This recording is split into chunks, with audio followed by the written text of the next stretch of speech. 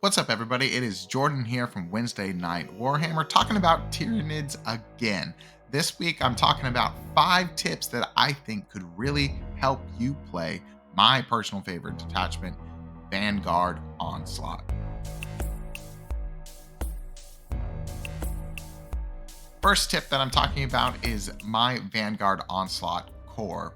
This is basically a set amount of units that I don't really like to take out or mess with too much whenever I'm deciding I'm going to play Vanguard Onslaught. I'm going to start with at least this number of these units and then kind of expand from that point, depending on the meta, depending on the event that I'm going to, and honestly, depending on what I really want to play. So let's dive into it. In the characters, we have 2 Broodlords who are going to be accompanied by 2 10-man Gene Stealers. I really think that the Gene Stealers are probably one of the best units in Vanguard Onslaught. They're incredibly fast. They're actually reasonably durable because of their 5-up invulnerable save and the number of models in the unit, and they hit like a truck for sure. I really, really value Gene Stealers, and I think having at least 2 of them is a very, very strong start to any Vanguard Onslaught list. Then the Death Leapers in there as well. Main reason why I have Death Leapers because I just really want a 4th Lictor. I don't value Neurolictors as high as I value just regular Lictors or Death Leaper himself. So the Death Leaper kind of fills that role. The fact that he also has a 4-up invulnerable save is incredibly helpful. He's just a tough dude. And then last, rounding up the characters of the Winged Hive Tyrant, we're going to want to use quite a bit of command points in Vanguard Onslaught. The stratagems are very, very good. I'll talk about them very soon. And just having a Winged Hive Tyrant being able to give additional CP every single turn is really where we want to be at. Gargoyles, because we only really need one of unit of them because of how many scoring pieces Vanguard Onslaught has. If you want to play with more gargoyles, I'm certainly not going to argue with you on that. I think they're a great unit. However, when I'm starting Vanguard Onslaught, I just say one squad of gargoyles and then I kind of expand from there. Then other data sheets, we have a Biovore, just because you're playing Tyranid, so you're running a Biovore, 2 Gene Stealers like we discussed earlier with the Broodlords, and then triple Lictor. I sincerely think that the Lictor is probably one of the strongest units in the Codex and definitely in this detachment.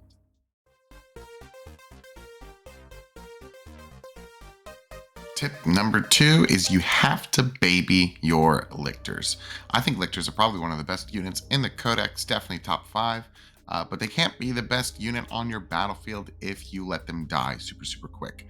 They're cheap, but they're incredibly valuable. Yes, they're only 60 points, but they do a lot of things that a lot of units in your army can't do, like Lictors. They infiltrate, they have lone op, and stealth, which makes them absolutely perfect for a different kind of durability. If you are able to measure outside of your opponent's shooting threat range, and of course keep that 6-inch lone op in mind for Vanguard Onslaught, then they can be pretty durable because your opponent just can't get to them.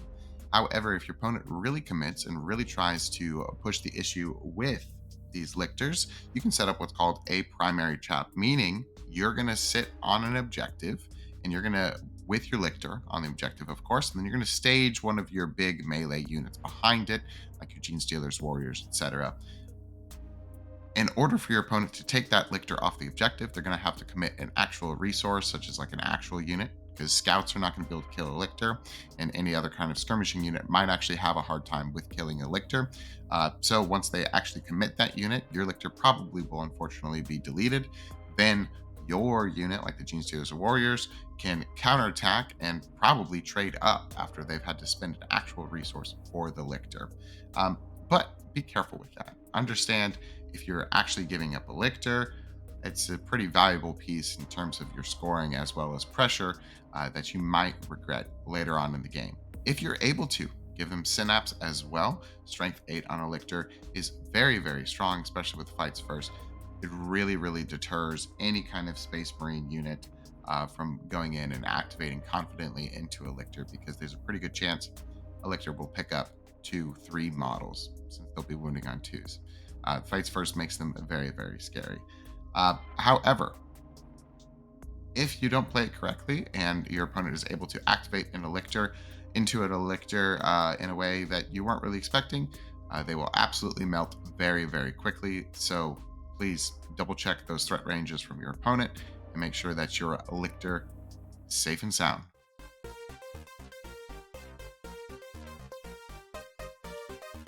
Tip number three is make sure you plan out your command point usage when you're playing Vanguard Onslaught. It is arguably the best detachment in our codex for stratagems. There's a lot of very powerful stratagems within the codex for this detachment, which makes it very command point heavy. You got to make sure that you're using your command points correctly and have a plan for them, or else you could be put into a spot where you really want to make your lictor a 6-inch lone op or something like that, and then you just don't have the CP. That is why I think the Winged Hive Tyrant is such a key unit within the detachment, is being able to discount a stratagem on each turn will really allow for you to make the most out of these powerful stratagems. That being said, you also have to make sure you position your Hive Tyrant correctly so that it can activate that CP reduction strat to any units that are really going to need it. Are you going to be uppy downying a unit at the end of your opponent's phase? Are you wanting to lone op? Are you wanting to reactive move? What I like to do most is making sure that my Hive Tyrant is within 12 inches of 2 units that I want to reactive move. So just in case that's the route I want to go in my opponent's turn, then that stratagem only costs 1 CP as opposed to 2. That's primarily what I've been using my Winged Hive Tyrant on my opponent's turn at this point. In addition, plan out your uppy downies. There's our invisible hunter strat that allows you to pick up 2 Vanguard Invader units at the end of your opponent's turn, or 1 non-Vanguard Invader infantry unit. I use it on the Zoanthropes. They're infantry. You can use it on the Zoanthropes. So I like to try and make my Hive Tyrant be within 12 inches of my Zoanthropes. So at the end of my opponent's turn, I can just yoink my Zoanthropes up for free and then probably get a better angle than I would have been able to had I not put them back into strategic reserves. So that's what I do with my Zoanthropes. Of course, if you're going against a primarily shooty army, you're going to want to conserve a little bit more of your command points for our lone operative stratagem, just to make those angles and the distance in which your shooting opponent has to commit far greater. You are primarily a melee army with Vanguard Onslaught, so you want your opponent's units to be closer to you. So really make use of that lone op stratagem and make sure his angles are very tough so that he has to bring his models and his units to the center of the board. And then against melee armies, honestly, it's kind of silly, but just make sure that you have the counteroffensive. Make sure you have the interrupt stratagem ready so that your opponent only charges one of your units, or you're going to have an interrupt and be able to punch back even during their turn and probably have a profitable change. Whatever you plan at the beginning of the game, stick with it. I promise. A lot of times in the middle of the game, we forget about things. We do impulsive command point rerolls. Just don't. Just stick with your plan and you'll be fine. Tip number 4 is talking all about the Invisible Hunter stratagem. This is the stratagem where at the end of your opponent's turn, you can pick up 1 infantry unit, or you can pick up 2 Vanguard Onslaught units. I really like to use this stratagem, honestly, to threaten rapid ingresses on later turns. What I will do oftentimes is my Tyranid warriors are staged a little bit further back in my deployment zone or in the early mid board. I will have my Hive Tyrant within 12 of them. Use that stratagem for free, just 1 CP discounted from the Hive Tyrant, and then I put them back into strategic reserves. Maybe I bring them down on my turn, but oftentimes I'm trying to threaten a rapid ingress during my opponent's next turn so that my Tyranid warriors can, really activate in a way that is going to allow for them to trade up. And something that I do before I do this is I ask myself, is this unit that I'm about to pick up, is it in a range in which it could charge my opponent or, get secondaries where a different unit can't? If the answer is no, if that unit is probably not doing anything on the battlefield, then honestly, there's a good case that it probably should just serve better for a good chance for a rapid ingress on a following turn. That way you can assure that those Tyranid warriors or that big brick of Gene Stealers can get into combat and really make use of all of their damage. In addition, it can be really helpful with secondaries as well. Bringing back a Lictor into strategic reserves to then maybe rapid ingress for free is a great point because it can fit in places where like a Tyranid warrior brick cannot. It's really, really strong. In addition, my favorite thing to do, honestly, with this stratagem is picking up my Zoanthropes because they're very slow. and then just putting them back down again to find a different angle at which they could shoot. Very, very strong stratagem. Try it out. Before we get to tip number 5, I just wanted to thank you for watching this video. Thank you for hitting the subscribe button if you haven't, and thank you for commenting your favorite flavor of ice cream. Just do that. That'd be cool. That'd be awesome. On this channel, we have a lot of really good Warhammer 40k content that comes out every single week. A lot of it is centered around Tyranids. You'll be getting a tactics video every single week, as well as an army list review show. I'm going to try and fit an extra army list review show in this week. May has ended up being very busy for me, so we might be missing a couple this month around. But anyways, in addition, we're really trying to push for 10,000 subscribers. We would really appreciate that. That would be absolutely incredible. Once we hit that mark, we are going to do a 10K 10-hour stream. I'll be playing a bunch of Tyranid games on stream, maybe doing an army list review show where we interact with chat. There's a whole bunch of different fun things. So if that's something that you're interested in seeing on the channel, hit the subscribe button. It's going to be a great time, I promise. Regardless, thank you again for watching the video, and we appreciate the support.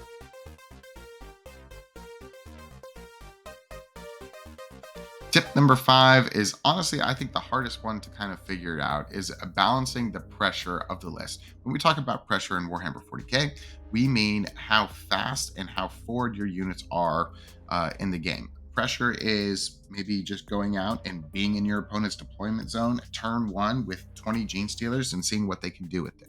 But it could also be moving 1 Lictor up to threaten a early game charge while staging 20, 30 Gene Stealers behind that Lictor, so that your opponent still feels that pressure and they have to do something about those units, or else they're going to get a bunch of bug claws in their face in the next turn. So that is hard. It is hard to decide when you send 20 Gene Stealers or when you hold back. So these are a couple of questions that I like to ask myself before I go full Oonga Boonga. First, ask yourself, what do you gain? If you make all your charges and if you kill 1, 2, or 3 units in your opponent's deployment zone, turn 1, what does that do for your game? You know, if you're killing 2 units and you have 20 Gene Stealers in deployment zone, understand, is that going to be a good trade for you? Is getting rid of 2 of probably your best units the first turn of the game, is that going to be a profitable exchange for you? Or could that be a mistake? And then maybe you are actually going to be on the back foot because your opponent is able to very easily take out those units and just move forward up the field. So ask yourself, what do you gain if you make all those charges? And then also, more importantly, ask yourself, what do you lose? What units, what board position do you lose? And how could that affect the rest of the game? If possible, I think it is always better to throw 1 unit, take out a key scoring piece, or if possible, a heavy hitter, turn 1, and then tie up a couple of more units, and then use that opportunity for the rest of your army to stage behind that. Make sure that they can move forward and be behind safe pieces of terrain, or in a place where your opponent won't be able to safely go to that side of the table, because then their next turn you're going to throw a bunch of Gene Stealers at them. In addition, think about 5 turns. It is fun to throw 20 Gene Stealers in your opponent's face and say, hey, deal with these. However, you need to make sure that you have a plan for all 5 turns of the game, not just the first turn. If your first turn goes really, really well, but then the next 4 turns of your game goes really, really bad, sounds like you lost that game. This is the thing about Vanguard Onslaught. You got to play games with it. You got to kind of have this intuition where you understand when to send units and when to just stage and hold them for later on in the game. All right, everybody, that is it for this week's Tyranid Tactics video. I hope you enjoyed it.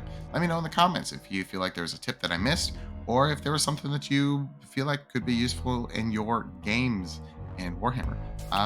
Either way, thank you so much for watching. Don't forget to hit that subscribe button, and I will see you on Wednesday. Bye.